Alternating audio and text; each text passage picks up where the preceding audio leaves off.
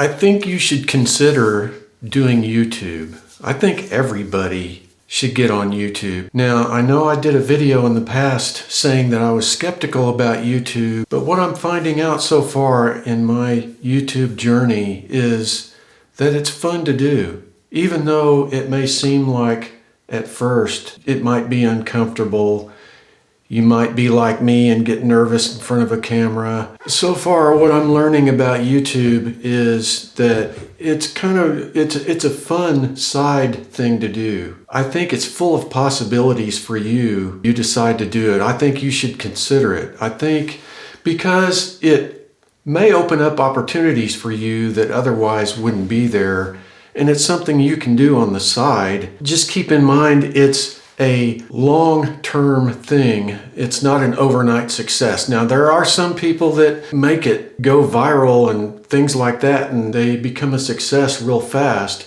It's better to just steadily grow, I think. It's a marathon, it's not a sprint.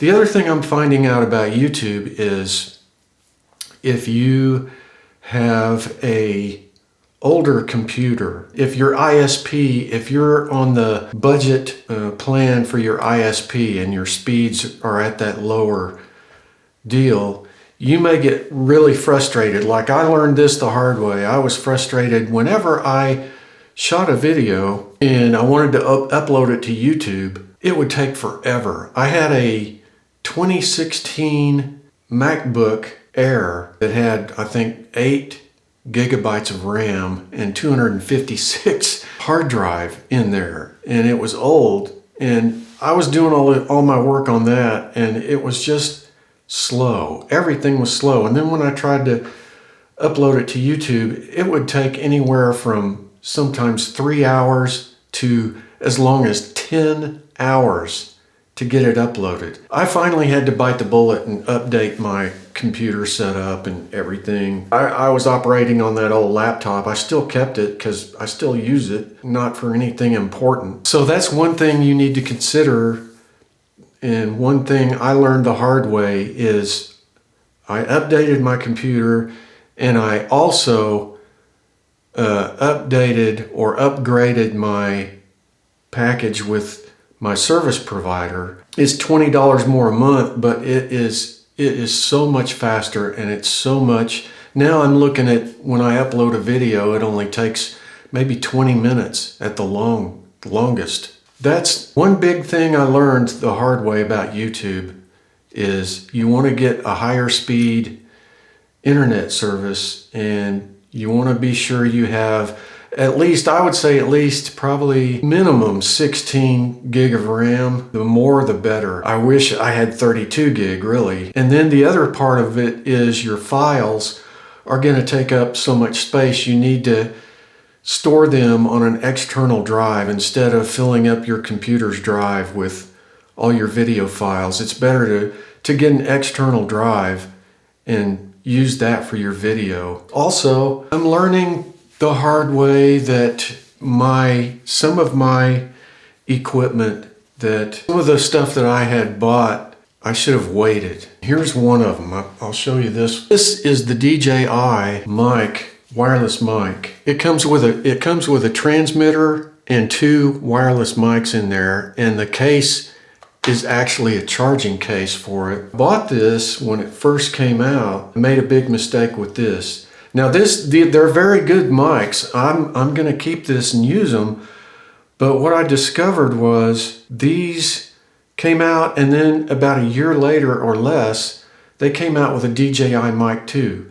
So get the mic 2 because these are not compatible. They came out with a Osmo Pocket 3, which I recommend if you're going to jump on YouTube, that's what you start with. Well, you can start with your cell phone. I would upgrade to the Osmo Pocket 3. If I was starting today in 2025, I think I would start with either that or Insta360 X4. It is very versatile also. And the reason why I think I would start with those instead of a camera or my cell phone is because those offer versatility in a small, compact package where you can just, the Osmo Pocket 3, you can just stick it in your pocket and walk around with it, and people don't notice it as much. Now, I've noticed that when I'm out shooting, and I haven't been out in a long time because of the winter weather, it's really sunny today, but it's freezing. It's frigid. When I'm out with a tripod and my camera and getting all my stuff set up, and I'm out at a lake or I'm out somewhere, people tend to walk up to you and bug you when they see that you're set up, and they want to know what you're doing, and that's just human nature. I don't mind talking to people, but it can be interruptive when you're trying to do your thing. So I'm learning that.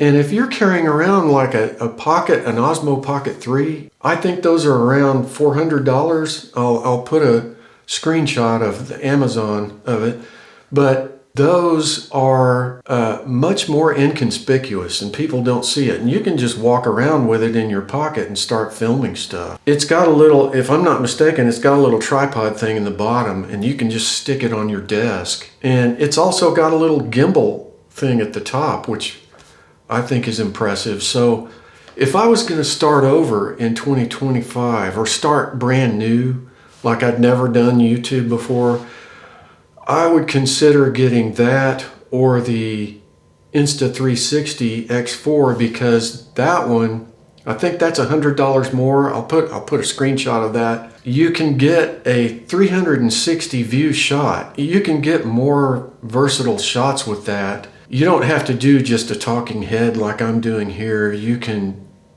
do all kinds of things. You can hook that thing to your motorcycle or your car or your bike and just go and, do some mountain biking, whatever.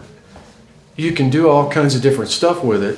I just think those offer today's would-be vloggers more versatility than just a camera on a desk. What I'm learning about YouTube so far is if I had to start brand new, and never done it before, I would just start with those. Consider one of those two cameras, really, because you can do almost everything with those. On the Insta360 X4, you can even extend the pole out as far as it'll go, and it'll kind of look like you're using a drone, because the pole itself on that is invisible. You won't see it in your shot. I just wanted to post this video and tell you what I'm learning so far about YouTube.